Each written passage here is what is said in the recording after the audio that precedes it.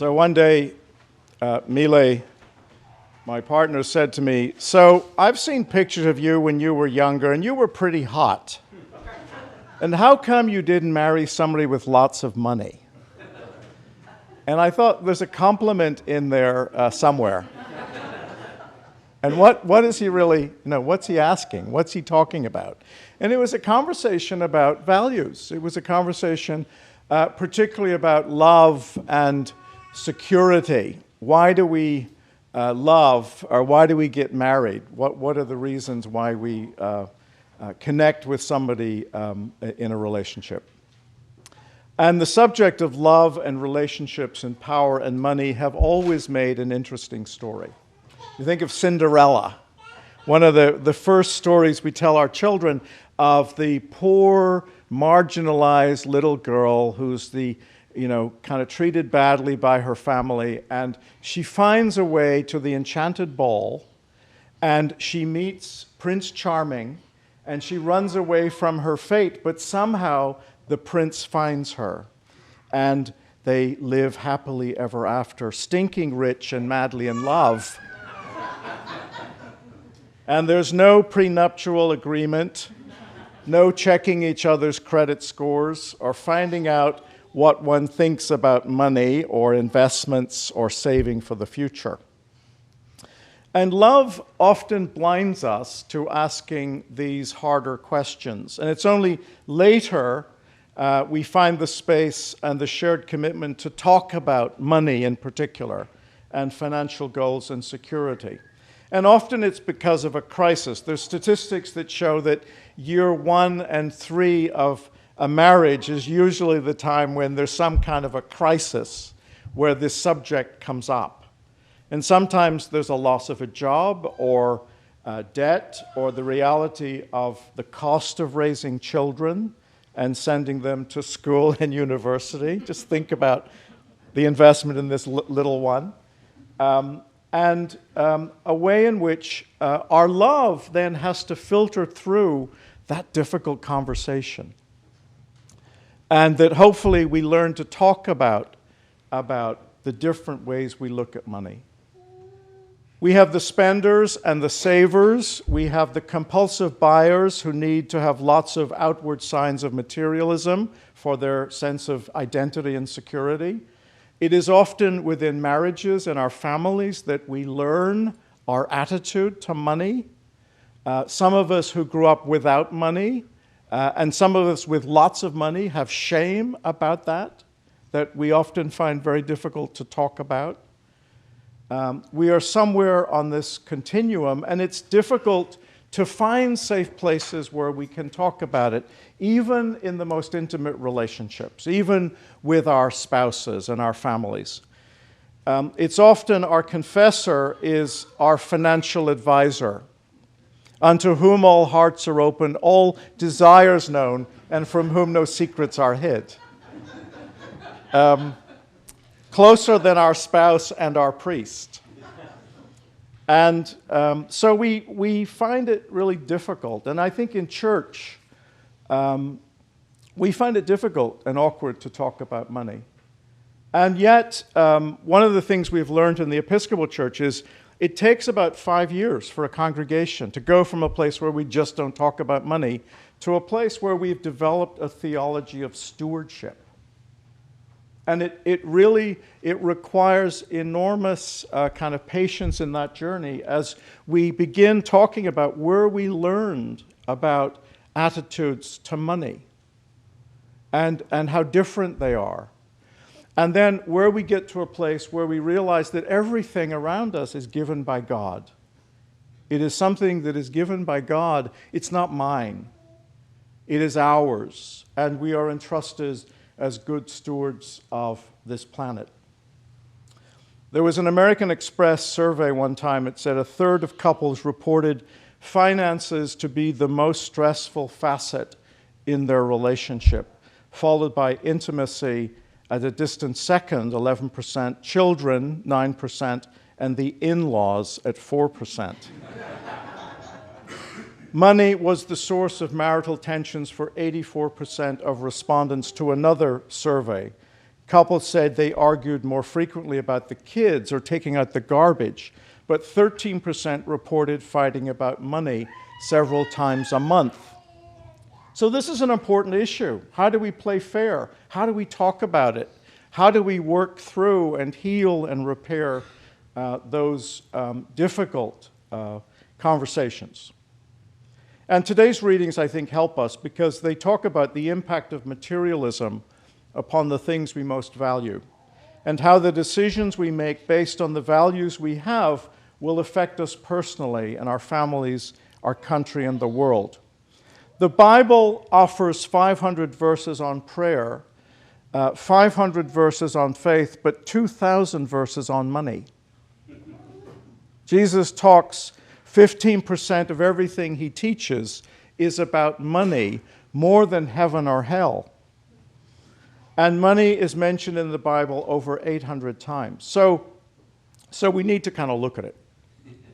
And then how do we move forward? And the reading from the book of Hosea is it's an allegorical marriage. It's a marriage between Israel and God that goes off the rails. And there's all sorts of allegories about calling his children strange names like God scatters, or another child called not pitied, or lo ami, which means not my people. But it's basically about a family and a marriage that goes off the rails. And then it's because they've forgotten their relationship with God. They've forgotten that God is giving them and sharing the land and the promise. It's not theirs. And so Hosea is all about how do we get back on track? How do we repair that relationship? How do we get back to our core values that help us to balance and to move forward? The Colossians reading is similar to the first reading in that the community is called to focus on higher things. That wonderful image of that we try and rise above all the pettiness and all the stuff we don't like about ourselves to a higher level in Christ. To put away those things that are more debased and to try and achieve these higher goals as individuals, as a faith community, and as a world, as a planet. Set your mind on the things that are above, not on the things that are on earth, for you have died and your life is hidden with Christ in God. And it's interesting that the whole symbolism of baptism, of rising, dying and rising again, and being washed and clean, is so wonderful that all is loved and blessed by God. There's a joke about if you're an Episcopalian when you get baptized. You get wet all over except for your wallet. You keep your wallet out of the water. And that's a part of our stewardship conversation, that all belongs to God. And how do we move into this higher space that the lessons invite us to do today? And as I was reflecting on the Colossians reading, I thought of Maslow's hierarchy of needs. Many of you studied Maslow, researched in the 40s, the latter part of the last century, into what is it that people need? What is it? Can you define the basics of what people need? And he designs this pyramid that's moving to a point that he calls self-actualization, that you are self-actualized, that you move into a part of yourself that kind of surprises yourself. But you can't get there if you don't have enough to eat. You can't get there if you're not feeling secure, if you're frightened. And the 5 levels of the bottom is biological and physiological. We need air and food and drink and shelter, warmth and sex and sleep. The second, the safety needs, protection from the elements, security, order, law, stability, freedom from fear. The third, belonging and love, friendship, intimacy. And we need affirmation in our work and in our families. And then the fourth is esteem needs, achievement, mastery, independence, dominance and prestige, self-respect. And then finally, self-actualization, where we're realizing our personal potential self-fulfillment, seeking personal growth, and peak experiences. Maslow wrote in 1943, "It is quite true that man lives by bread alone when there is no bread. But what happens to man's desires when there is plenty of bread and when his belly is chronically filled?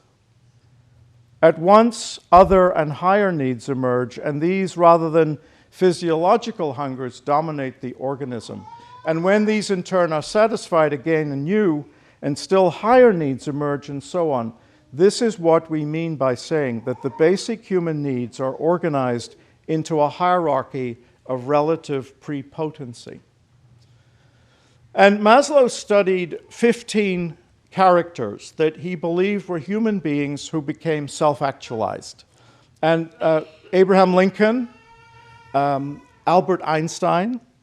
So he looked for characteristics that were kind of manifestations of what does it mean to be self-actualized. And he reckons that 2% of humanity actually gets to a place where you're self-actualized. But if you have means and security and wealth and all of the things, that it is possible. And it's almost the Maslow hierarchy is a secular version of, I think, what Jesus is talking about. And I think if you compare Jesus in his self-actualization and you compare him to the poor guy in the story, I call him Mr. Big. He's dreaming bigger and bigger. And the problem with Mr. Big is it's all about him, right? He wants to build bigger barns. He's not concerned about the people who work the fields to fill the barns.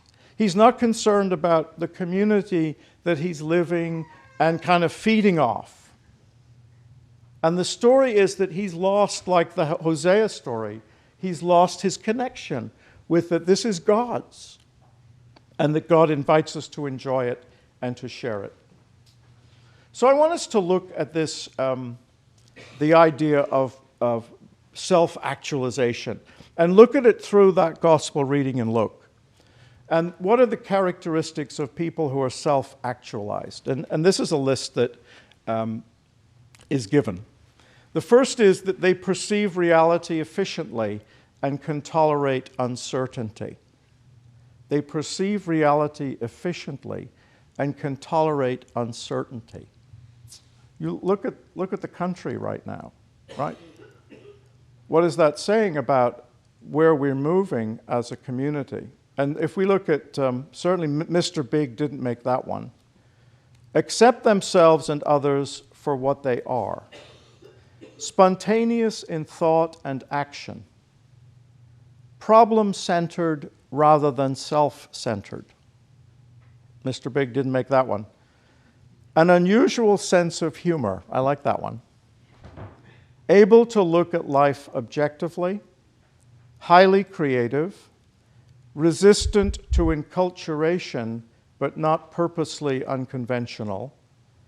Concerned for the welfare of humanity. Capable of deep appreciation of basic life experience.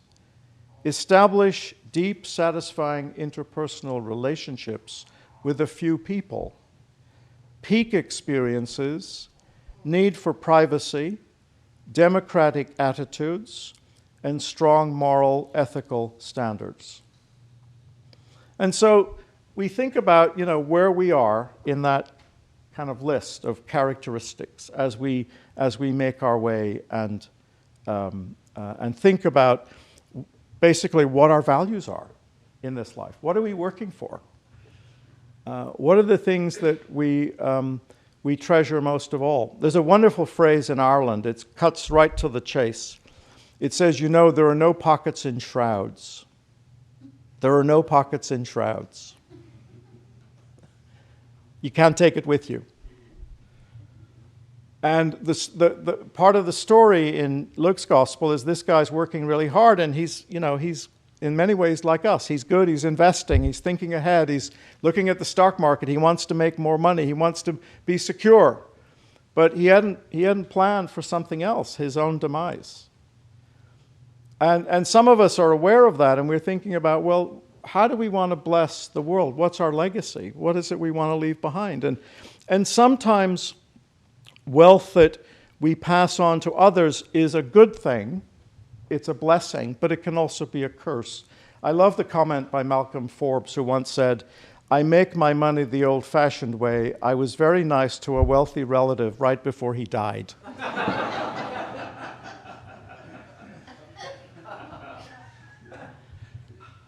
That's a blessing, but it's also a curse. You know, you lose the matriarch or the patriarch, and then you give a family money, and they're divided, and all hell breaks loose. You know, so wealth and money is rather like gasoline. If it's put into the engine of a car, you can all move forward in the right direction and go somewhere on a great adventure, or it can be like a Molotov cocktail that's going to destroy everything in its path. And so it's really important that we develop a theology of stewardship. And it's not about the October pledge drive and what we give to St. Peter's. It's much, much bigger than that. And that's why it takes us about 5 years to be comfortable as a community to talk about the things that we value, the things that are important to us, and the legacy that we want to pass on. One of the ways that people are doing it here in St. Peter's is the Lithgow Society is a new way of thinking about what we want to leave behind. And we love this building. We didn't pay for it. You know, the ancestors paid for this. And they give us this beautiful space, and it's a place where we feel at home. And we welcome new generations. And the question is, what are you going to do in the same way that the ancestors did for us? And that's a stewardship question that we need to find ways, safe ways, to be able to talk about that. So I'm grateful to Mile's really important question about values. And there was a Pew study done on, why people in the United States get married. And fortunately, love does trump security and wealth and money. That far more people get married because of love, 93%. Making a lifelong commitment, 87%. Companionship, 81%. And 59% having children. That's a good reason to get married. And financial stability, 31%. And this is a really important value that we need to talk about and to share. So I hope that in reflection on our readings today, that we can find ways to share our own stories and our own journey and feel comfortable about it. There are wonderful examples in this community in St. Peter's of people who have been blessed by God, made a lot of money, invested it soundly, and they are transforming our society in amazing ways that many of you don't know about. And how do we hold up those stories as examples of being good stewards? And I hope that we can, as we move forward, that we can find ways to do that. Amen.